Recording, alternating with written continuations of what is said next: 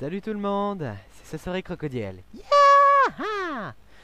Je vais passer au 5e round de Disney vs Non-Disney Villains. La dernière fois, on m'a dit que j'avais pas mis assez de tonus, que j'étais un peu triste, voilà. Que j'avais pas mis beaucoup de punch. Et cette fois, j'ai bien décidé de me rattraper, d'y mettre de l'entrain et de la vigueur. Petite anecdote avant que je commence la vidéo. Si vous m'entendez mâcher, c'est parce que j'ai un chewing-gum. Quand j'ai demandé à Manu de mettre par exemple des méchants de films récents, je sais pas, comme Hector ou Jack la Morsure par exemple, on m'a répondu que il ne mettait que des méchants de films classiques, c'est-à-dire pas de la 3D, principalement des films dessinés, enfin au crayon comme les vieux films.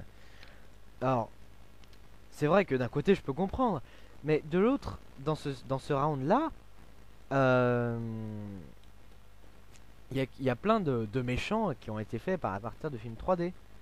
Du coup, je ne comprends pas très bien l'intérêt. Ou alors peut-être qu'il y avait tout simplement pas envie de mettre les méchants que je voulais. Enfin, bon, après, c'est son avis. Et son avis, c'est le sien. C'était vraiment une phrase de merde. Bon, sur ce, je vais commencer. C'est parti. Nous commençons donc par l'Outremer contre Oogie Boogie. En gros, Oogie Boogie va voir l'Outremer parce que il se croit le plus effrayant. Et il paraît qu'elle lui fait de la concurrence. Oogie Boogie, je l'aime bien, et l'Outremer, moins. Parce qu'on m'a dit que ce film d'animation faisait flipper. Et donc elle se transforme en espèce de... Je sais pas trop ce que c'est, une espèce de... d'araignée squelettique. Et forcément, avec ça aussi, c'était bien vu de la part de Manu. Avec son fil et son aiguille, elle découpe. Et du coup, tous les insectes s'en vont. Et du coup, Oogie Boogie finit en plein de petits morceaux. Enfin, plein de petits insectes. Donc, l'autre mère gagne. Mais cependant, un s'échappe. Donc, suspense. Ensuite, Malthazar contre Syndrome. Voilà, quand je parlais de méchants 3D, c'était plutôt eux. Alors, Malthazar de Arthur et les Minimoys et Syndrome des Indestructibles. Donc. Je ne les aime pas tellement, ni l'un ni l'autre. Il me semble qu'ils se battent pour savoir qui sera le maître de... Je sais pas, d'un royaume quelconque encore, enfin... La raison classique. Et Syndrome envoie son espèce de petite bombe pour déloger Malthazar. Il perd toute son armée et va être contraint de s'enfuir. Tâche accomplie, Syndrome s'en va. Et Malthazar arrive à s'enfuir. Donc ce n'est peut-être pas la fin pour lui. Ensuite, un combat que je trouve assez marrant. Otto contre Madame Gasket. De Wall-E et de Robot. Robot étant un film DreamWorks dont on parle peu. Et Madame Gasket, elle a un visage d'homme, mais en fait c'est une femme. Et Otto, c'est un méchant que j'aime assez d'ailleurs. Ce gouvernail maléfique. Ça aussi c'était assez malin, la scène du combat contre Madame Gasket contre Otto. Ça rend assez bien. Paf. Et voilà, elle finit cramée. D'ailleurs c'est pas Manu qui a fait cette partie là. Combat suivant. Donc on enchaîne les combats assez facilement. Assez rapidement. Le Borgne contre le Général Mandibule de Mille et une pattes et de fourmise. Alors le Borgne c'est un méchant que j'aime et que je n'aime pas. Bizarrement. Parce qu'il a un certain style. Et il est assez effrayant d'ailleurs et cruel. Très cruel. Ils se combattent tous les deux pour savoir qui va devenir le chef du royaume des fourmis.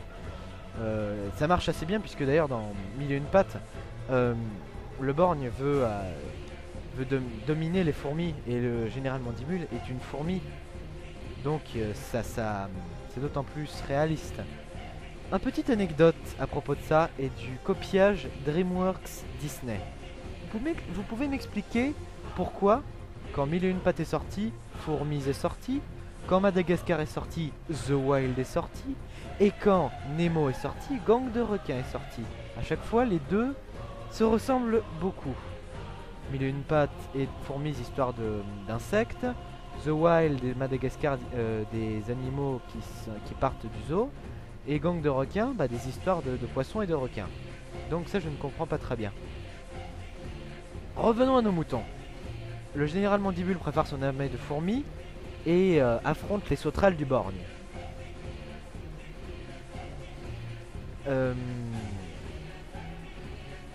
Il arrive à pousser le général Mandibule et il s'éclate contre le sol. Combat suivant. Galaxar contre Zurg.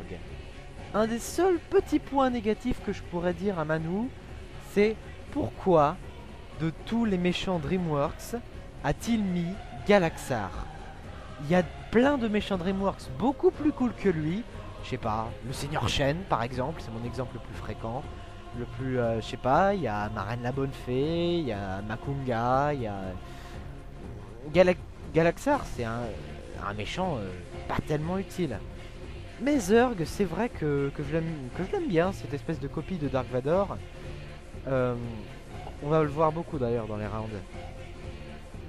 D'ailleurs, Galaxar n'est pas très utile, si je peux m'exprimer ainsi.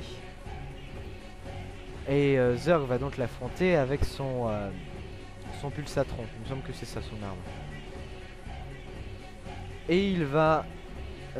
donc Galaxar va donc subir une cuisante défaite et faire totalement péter son vaisseau. Il va se faire... Donc il s'est fait laminer. Faut dire, Zurg est quand même sacrément fort. Ce n'était pas un combat très loyal. Bah dis donc, les rounds sont de plus en plus rapides. Voilà, Zurg tombe, mais ce n'est pas la fin pour lui. J'aime autant je vous le garantis. Et voilà Zurg qui est de retour à sa base. Et cette fois c'est pas dans Toy Story, c'est dans le film Buzz l'éclair.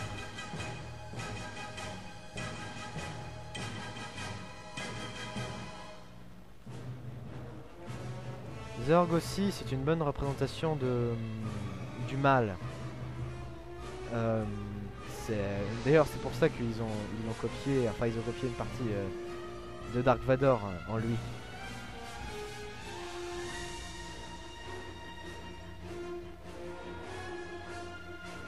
Et il met tout son côté obscur dans la planète. Fin. J'espère que vous avez apprécié ce round et que vous attendrez impatiemment le suivant. Une petite chose avant de terminer. Je ne sais pas si vous l'avez remarqué, mais lors de mes derniers doublages ou commentaires, vous avez certainement entendu en bruit de fond une espèce de petit grésillement, un petit bruit parasite. D'ailleurs, je suppose qu'il il y est toujours dans la vidéo, cette vidéo-là. Je crois que j'ai donné un petit coup à mon casque sans faire exprès, et du coup, les fils sont mal connectés.